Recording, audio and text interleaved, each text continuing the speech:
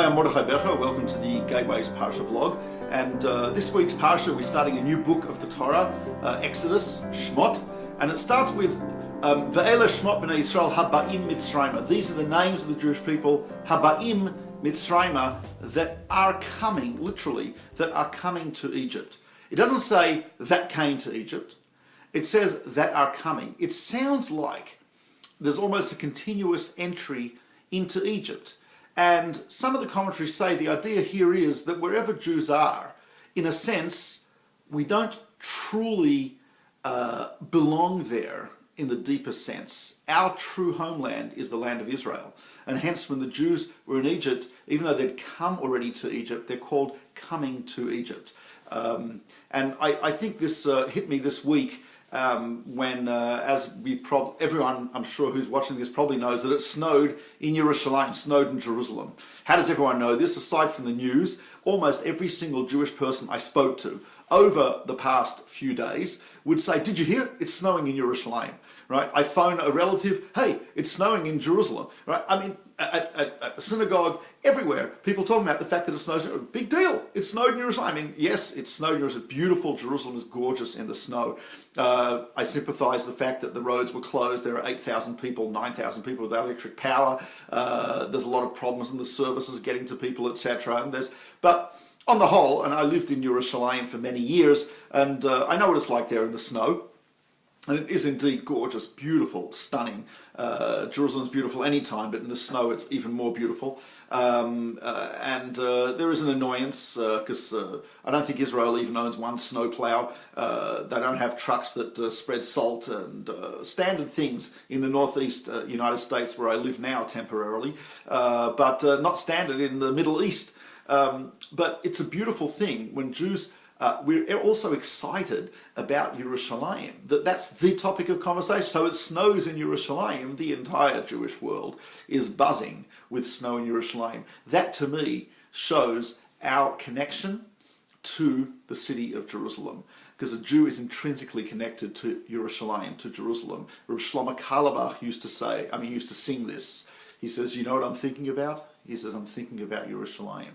Because a Jew always, somewhere in the depths of his or her consciousness, is thinking about and connected to the city of Jerusalem, to Yerushalayim.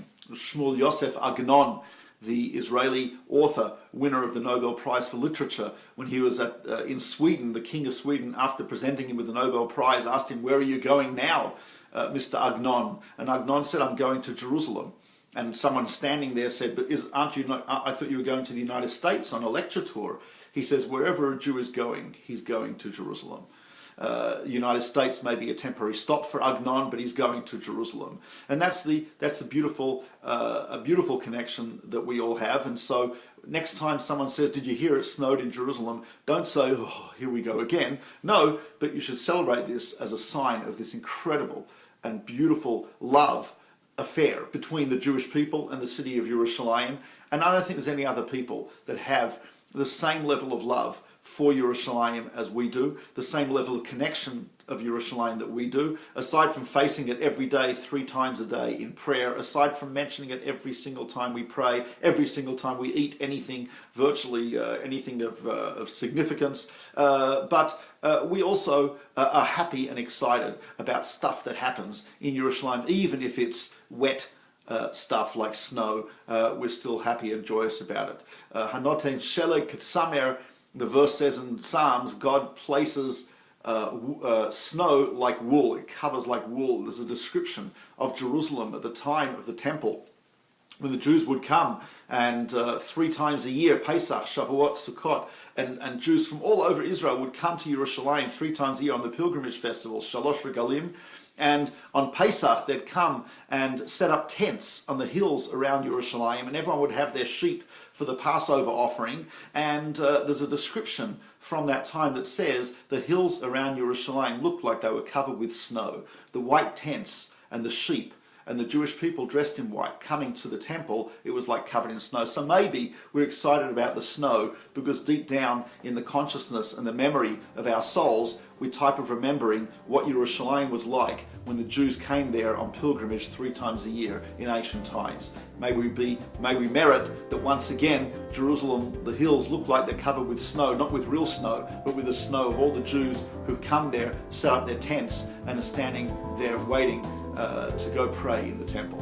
Thank you very much. Have a great Shabbos. This is Mordechai Becher with the Gateway's Parshat vlog.